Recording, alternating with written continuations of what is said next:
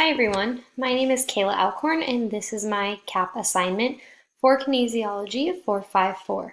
I decided to do it on the physiological aspects of motocross. I chose motocross because my husband was a professional supercross racer and we have a lot of friends that are still in the sport, so I felt like I knew it pretty well. This is just a table of contents to allow you to see what I plan on talking about as we come up ahead.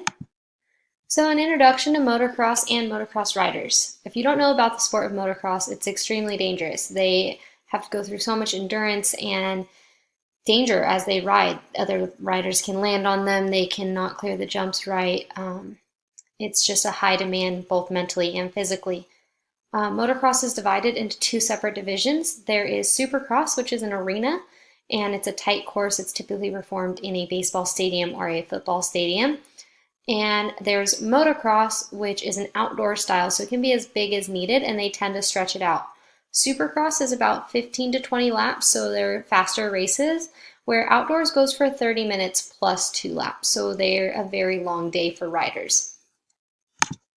All right, here I've added some photos. You can see the Supercross track here is a little more small, narrow. I did two examples of outdoor tracks because they can be so different since they are outside and the terrain plays a big part in how the track is going to be shaped. So, better understanding of what I'm going to be talking about, these are just some of the physical environment, social environment, family culture, and how motocross riders are motivated, what stresses them out. They're very competitive people in every aspect of life, and their desire for feedback. Their physical environment plays a big deal in almost all aspects. It motivates them to ride because if they're in an area like we are here in Southern California, we're the heart of motocross. They're going to be around it. There's going to be tracks for them to practice at. It's going to motivate them to be better. Whereas if they are somewhere that's never heard of motocross or isn't big into riding, they may not do well. It is stressful though, because when they're in that physical environment, there's a lot of people around, other riders next to them on the track, fans in the stadium, people in the pits. It can be nerve-wracking if they can't get that stress under control. They can also be stressed out because tracks are so different. The riders don't know what they're up for when they come into a big race or event because they're changed each year. So that can stress them out to make sure that they do know what they're going to be getting into. They do like to compete as well. You have to have a competitive attitude in order to do well in this sport because so few make it. About the top 5 riders can actually make a living, and other than that, it should just be a pastime. They do need feedback because they drive off of energy. If their fans are into it, they're into it. If they're getting positive feedback from sponsors, they know that they're doing well and they want to do better. If they're having a negative feedback and feel like they're not performing as they should be, they're not going to want to ride. The social environment, as I mentioned earlier on the previous slide, fans are a big deal. Each rider has their own fan base. You can tell I pictured here the pits. This is at Anaheim Stadium. People walk the pits to meet their favorite riders. They do autograph signings. If they know that they've got fans out there, they want to perform well for them. In these big events, though, it is stressful because their sponsors or team managers are watching. If they're not riding well or if they crash and injure themselves, they can lose their ride. The competitive during the race, riders are close together. Sometimes they win by less than a second. So that competitiveness drives them because they can feel the person coming up on them. Feedback is important on the track. Most of them have someone to do their pit board while they're down on the track. It tells them how many laps to go if someone's coming up on them or if they're just doing a great job or if there's an area that they need to work on. This will help them become a better rider and do well towards the end of the race. Family is probably the most important part of the sport. It becomes a whole thing. A rider cannot be successful without everyone having a role in their success.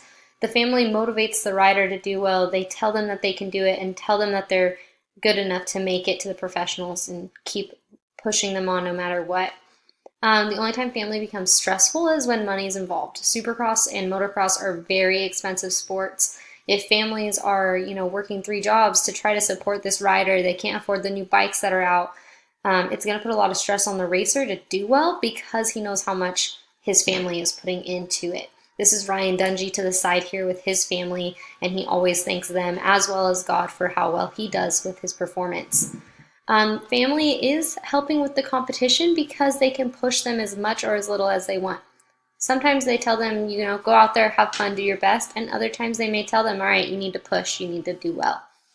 The family will always have the positive feedback for the rider. They're never going to tell them that they were bad and never going to tell them that they aren't good enough to make it. They will always be there to give them that feedback they need to keep pushing. So I took some time to do some goals here. Like I said before, my husband was a Supercross rider when I met him, so I am in the sport very often and knew what they needed to get there. Some outcome goals would be getting sponsorships. Sponsors doesn't necessarily mean clothing or helmets or things like that for the racer, but it can just be someone to pay your entry fees. That can be anyone from a motocross shop to some local restaurant that wants your name up. Long term, the best thing that can come to a rider is to get a full ride on a factory team. The factory bikes are ahead of the game, and that's why those riders do the best. It's a whole nother level. Performance goals for a rider: basically becoming in the top 3 position, making the podium. If you can make the podium consistently in upcoming races, teams are going to start looking at you and people are going to want to start cheering you on and encouraging you and even supporting you as you race. Long term, if you get top 5 in points, you're pretty much up there with the Supercross guys. You can make a living. Ultimate goal obviously would be to win a Supercross championship and take that trophy home. The process goals: short term, maintaining proper motorcycle maintenance. I know that sounds kind of weird, but oil changes are important. Maintaining tire pressure, making sure that you have the correct tire for the race, your suspension set up right. Short term, you have to do that for yourself and you need to know what's best for you. The long-term goal would be to get a professional mechanic. Have someone set your bike up for you each race. Each time you come in the pits after a lap, he can check to make sure there's nothing loose. Again, tire pressure, top end, changing the oil, the air filters. It's something that's going to make your bike run better, which in turn makes you ride better. Here's how you can achieve those goals. The outcome goal is just train, practice, try to go to the track as much as you can. And just as important as training on the track, you need to train outside of the track. Most guys have road bikes or go to the gym or go for runs. Keep up your endurance as well as your stamina in order to do well with racing. A performance goal strategy: 1, you need to gain points. The points help you get your professional license and put you in the top. So as long as you can stay consistent, you can achieve those goals of becoming a top motocross racer and actually make a living out of it. Process goal strategies, like I mentioned on the last slide: change your oil, change your air filter, replace your top end. Take your bike in for service, just general maintenance. After each time you come off of the track, check your nuts, your bolts. You need to make sure that you have what it takes to do the skill on the bike, but if your bike fails, you can be the best rider in the world, but your bike wasn't ready, so you will do poorly. Thank you for watching, and I hope you learned something with this video.